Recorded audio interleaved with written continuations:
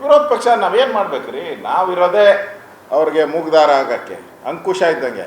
ಆನೆ ನಡೆದಿದ್ದೇ ದಾರಿ ಅಲ್ಲ, ಅಂಕುಶ ಹಾಕೋಕ್ಕೆ ನಾವಿರೋದು. ಆಗ್ತೀರಿ ನಾವು ವಿರೋಧ ಪಕ್ಷವಾಗಿ. ನಮ್ಮ ಡ್ಯೂಟಿ ಏನಿದೆ ನಾವು ಮಾಡ್ತೀರಿ. ಜನರ ಅಭಿವೃದ್ಧಿ ಪರವಾಗಿ ಕೆಲಸ ಮಾಡಬೇಕು.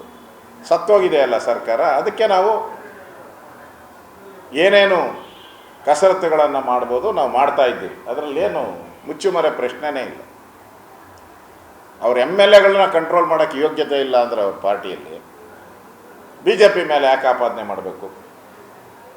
ಅವ್ರ MLAಗಳ ದಿನನಿತ್ಯ ಹೇಳಿಕೆಯನ್ನು ಕೊಡ್ತಾ ಇದ್ದಾರಲ್ಲ, ಸಿದ್ದರಾಮಯ್ಯ ಇಳಿಬೇಕು, ಗೆಟ್ ಔಟ್ ಸಿದ್ದರಾಮಯ್ಯ ಅಂತ ಹೇಳ್ತಾರೆ.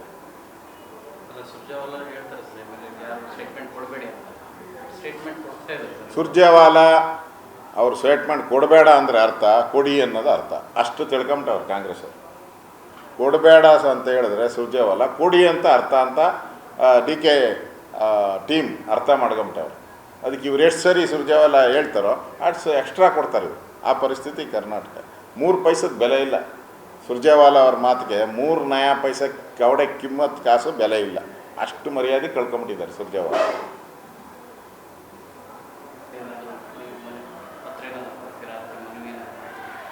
ಈ ಗೊಂದಲ ಹಿಂಗೆ ಕಂಟಿನ್ಯೂ ಆದರೆ ನಾವು ರಾಜ್ಯಪಾಲರ ಮೊರೆ ಹೋಗ್ತೀರಿ. ಈ ಗೊಂದಲ ಹಿಂಗೆ ಕಂಟಿನ್ಯೂ ಆದರೆ ನಾವು ರಾಜ್ಯಪಾಲರ ಮೊರೆ ಹೋಗ್ತೀರಿ. ಯಾಕಂದರೆ ರಾಜ್ಯದಲ್ಲಿ ಕಾನೂನು ಸುವ್ಯವಸ್ಥೆ ಹದಗೆಡ್ತಾ ಇದೆ, ಫ್ಲಡ್ ಆಗಿದೆ, ಅವ್ರ ಪರಿಹಾರ ಸಿಗ್ತಾ ಇಲ್ಲ. ಅದರಿಂದ ನಾವು ರಾಜ್ಯಪಾಲರ ಮೊರೆಯನ್ನು ಹೋಗ್ತೀರಿ. ನೋಡ್ತೀರಿ ಇನ್ನೊಂದು 2-3 ದಿನ ಆಗಿಲ್ಲ ಅಂದರೆ ರಾಜ್ಯಪಾಲರ ಮೊರೆಯನ್ನು ಹೋಗ್ತೀರಿ. ನೋಡ್ರು ಊಟ ಆಚೆ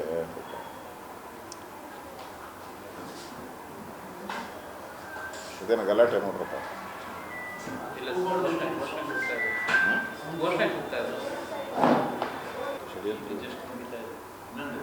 ಘೋಷಣೆ ಮಾಡೋದಕ್ಕೆ ಹೈಕಮಾಂಡ್ ಹೆದರ್ತಾ ಇದೆಯಾ ಅಂತ ಭಯ ಏನು ಹೈಕಮಾಂಡ್ಗೆ?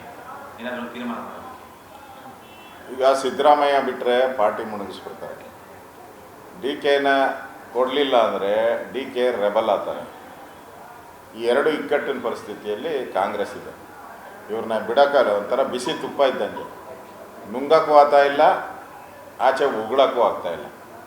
ಇವಾಗ ಸಿದ್ದರಾಮಯ್ಯನ ಇಳಿ ಅಂತ ಹೇಳಿದ್ರೆ ಇಡೀ ಕಾಂಗ್ರೆಸ್ ಪಾರ್ಟಿ ಮುಳುಗೋಗ್ತೈತೆ, ವೋಟ್ ಬ್ಯಾಂಕ್ ಹೋಗ್ತೈತೆ ಅಂತ ಅವ್ರ ಪಾರ್ಟಿಯವರೇ ಬೊಬ್ಬೆ ಆಗ್ತಾ ಇದ್ದಾರೆ. ಒಂಥರ ಜಾತಿಗಳ ಸಂಘರ್ಷಕ್ಕೆ ಕಾಂಗ್ರೆಸ್ ಹೀಗೆ ಮುಂದುವರಿಸೋದು.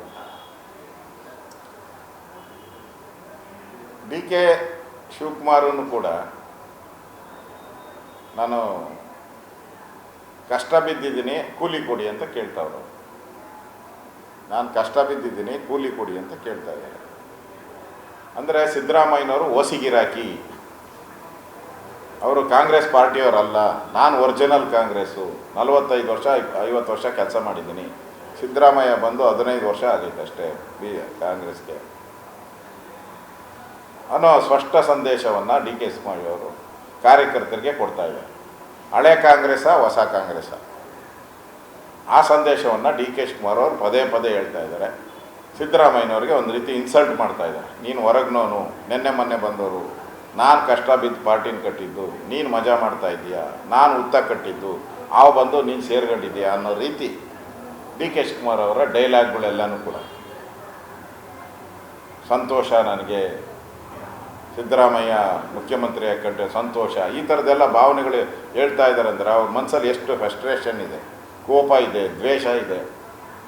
ಮಾತು ಕೊಟ್ಟಿದ್ದು ನಡೀಲಿಲ್ಲ. DK ಸುರೇಶ್ ಅವರು ಹೇಳ್ತಾರಲ್ಲ, ಕೊಟ್ಟ ಮಾತಂತೆ ನಡೀರಿ ಅಂತ. ಅಂದರೆ ಸಿದ್ದರಾಮಯ್ಯ ವಚನಭ್ರಷ್ಟ ಮುಖ್ಯಮಂತ್ರಿ ಅಂತ ಕಾಂಗ್ರೆಸ್ ಅವರೇ ಹೇಳ್ತಾ ಇದ್ದಾರೆ. ಅಂದರೆ ಇದು ವಚನಭ್ರಷ್ಟ ಅನ್ನೋದು, ಸಿದ್ದರಾಮಯ್ಯ ಅನ್ನೋದು ನಾಳೆ ಟೈಟಲೇ ಆಗೋತದೆ. ಕಾಂಗ್ರೆಸ್ ಪಾರ್ಟಿಯಲ್ಲಿ ಒಂದು ಟೈಟ್ಲ್ ಆಗೋತದೆ ವಚನಭ್ರಷ್ಟ ಅನ್ನೋದು. ಅದನ್ನು ಕಾಂಗ್ರೆಸ್ ಪಾರ್ಟಿಯವರೇ ಮಾಡ್ತಾ ಇದ್ದಾರೆ, ಸಿದ್ದರಾಮಯ್ಯ ವಚನಭ್ರಷ್ಟ. ಕ್ಷಣ ಕ್ಷಣದ ಸುದ್ದಿಗಳಿಗಾಗಿ ಫ್ರೀಡಂ ಟಿವಿ ಸಬ್ಸ್ಕ್ರೈಬ್ ಮಾಡಿ, ಲೈಕ್ ಮಾಡಿ ಹಾಗೂ ಫಾಲೋ ಮಾಡಿ. ಹೊಸ ಸುದ್ದಿಗಳ ನೋಟಿಫಿಕೇಶನ್ಗಾಗಿ ಬೆಲ್ ಐಕಾನ್ ಮೇಲೆ ಕ್ಲಿಕ್ ಮಾಡಿ.